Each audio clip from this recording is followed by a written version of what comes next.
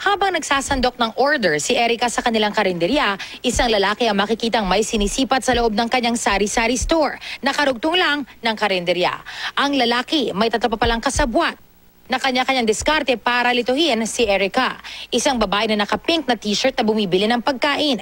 Isang babaeng nakapayong sa labasan at isa pang lalaki na nagmamasid lang. Sumabay sila sa maraming bumibili. Tapos yung isa po, kinukulit ako sa kabilang side. Ilang minuto ang lumipas, umupo na sa karinderya ang lalaking may sinisipat sa sari-sari store.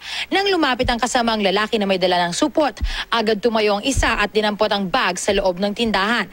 Nag-abang naman ang isa habang nakabukas ang supot. Doon na sila sumalisi. Agad ipinasok ng isa ang bag at magkasunod na silang lumabas ng tindahan. Sa puntong ito, kumalas na rin ang dalawang babaeng kasamahan. Natangay ng grupo ang nasa halos 50,000 na halaga ng pera, cellphone at iba pang gamit. Kahit 10, walang makakapulot ng ganong kalaking ito. Kaya lang, ang lalaki ng katawan nila, hindi magbanat ng buto. Sana, yung nakuha nila sa akin, makatulong ako sa kanila. Baka may problema sila eh. At least, kahit papano, nakatulong ako. Matagal na raw na walang ganitong insidente sa barangay at hindi raw taga rito ang mga suspect. Sa Lisi po yun. Tayo po, kasi dito po sa barangay namin o sa zona, halos magkakakilala po kami dito.